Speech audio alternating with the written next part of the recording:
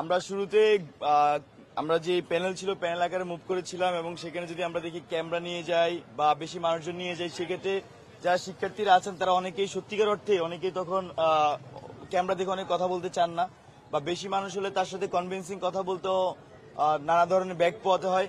সেজন্য আমরা সিদ্ধান্ত নিয়েছি যে আমরা সিঙ্গেল মুভ করব। তো গত 3 দিনের অভিজ্ঞতাটা আপনার সাথে শেয়ার করতে চাই। গত 3 দিন আমি অন্তত 6,500 থেকে 7,000 মানুষকে সরাসরি 1-to-1 রিচ করেছিলাম এবং কয়েকটা মেথডে সেটা করেছি।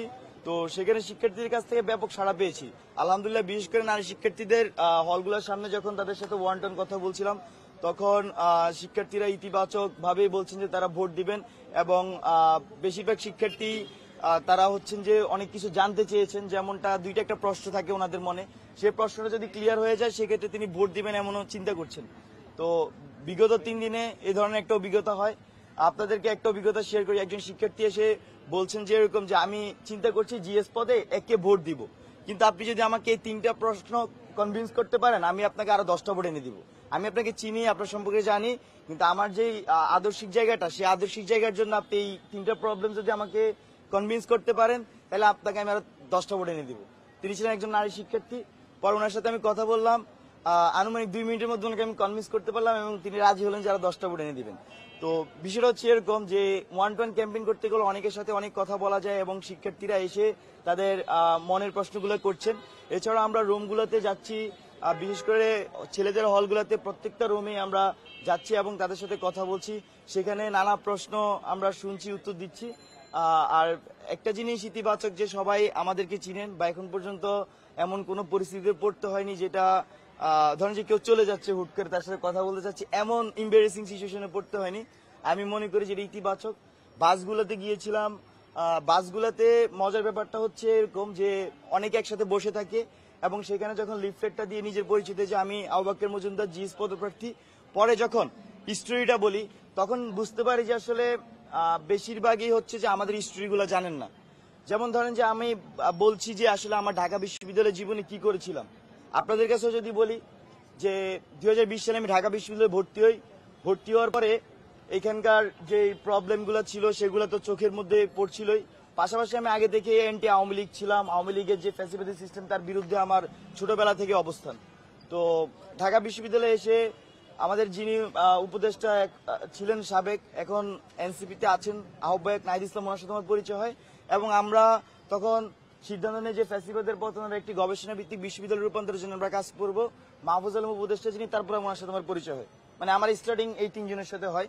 তো এইভাবে করতে করতে প্রায় 2.5 বছর ধরে আমরা একটি পাঠচক্র চালাই, সেখানে আমরা ফ্যাসিবাদের পতন এবং একটি গবেষণা ভিত্তিক বিশ্ববিদ্যালয় রূপান্তরের জন্য কাজ করি।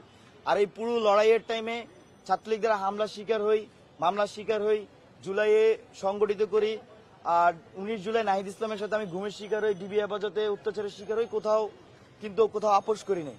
এবং জুলাই পরবর্তী সময়ে 5 আগস্ট পরবর্তী সময়ে আমি ক্যাম্পাসে ফেরত আসি, আবারও ক্যাম্পাসে শিক্ষার্থীদের নিয়ে কাজ করা শুরু করি।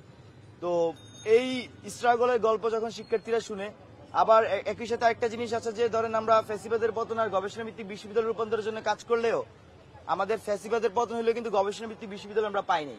তো গবেষণা ভিত্তিক বিশ্ববিদ্যালয় যেহেতু পাই নাই, আমাদের এবারে ইশতেহার গবেষণা ভিত্তিক বিশ্ববিদ্যালয়। তো সেই ক্ষেত্রে শিক্ষার্থীদের যখন এই স্টোরিগুলো শেয়ার করে শিক্ষার্থীরা খুবই মনোযোগ সহকারে শুনেন এবং তখন কিন্তু তারা আমার এই যে ব্যালটের পিছনে যে ইশতেহার, শর্ট ইশতেহার, সেটা তারা পড়ার জন্য আগ্রহ প্রকাশ করেন। এবং আমি দেখি যে যখন বলি যে আমার ব্যালটের পিছনে শর্ট ইশতেহার আছে, প্রত্যেকে প্রায় উল্টে এসে পড়া শুরু করে দেন।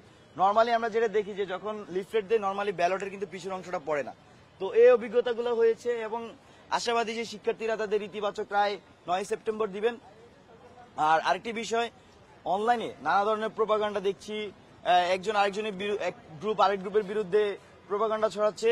কিছুক্ষণ আগে আমার একটা জিনিস চোখে পড়লো, আমাদের যিনি ভিপি পদপ্রার্থী আব্দুল কাদের, তিনাকে নিয়ে খুবই বাজেভাবে একজন সাবেক শিবির, আমি যতদূর শুনেছি ওনাকে, আমি নর্মালি বেশ কয়েকদিন ধরে এইসব বিষয়ে কথা বলছিলাম না, তো তিনি খুবই বাজে মন্তব্য করেছেন এবং আমি দুঃখ পেয়েছি। আমি যারা ওনাদের দায়িত্বশীল আছে তাদেরকে বলবো যে যাতে এই বিষয়গুলোকে চোখ রাখে। যেমন আব্দুল কাদেরকে নিয়ে বলেছে সে কালো, সেজন্য নাকি তাকে ভোট দিবে না শিক্ষার্থীরা। বলছে যে সে হচ্ছে নোয়াখালীর, এর জন্য নাকি তাকে ভোট দিবে না। তো এগুলা খুবই, আমি মনে করি যে এটা কি বলে, বর্ণবাদী কথাবার্তা আর কি। ঢাকা বিশ্ববিদ্যালয় আব্দুল কাদের কি করেছে ঢাকা বিশ্ববিদ্যালয়ের শিক্ষার্থীরা সবচেয়ে ভালো জানে। যখন এখানে পুরা দেশের মানুষ ফ্যাসিবাদের পতনের জন্য নেমে এসেছিল, সেদিনও আব্দুল কাদের ফ্রন্টলাইনে থেকে নেতৃত্ব দিয়েছিল। যখন ঢাকা বিশ্ববিদ্যালয়ে সেখানে 10 জন মানুষ আওয়ামী লীগের বিরোধিতা করেছিল, ঢাকা বিশ্ববিদ্যালয়ে দাঁড়িয়ে সেদিন আব্দুল কাদের বিরোধিতা করেছিল।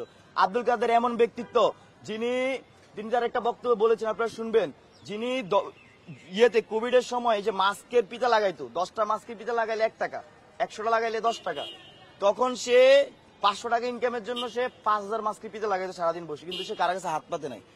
তার মেরুদণ্ড এতটাই শক্ত আমি মনে করি, এবং তাকে আমি ব্যক্তিগতভাবে খুবই রেসপেক্ট করি।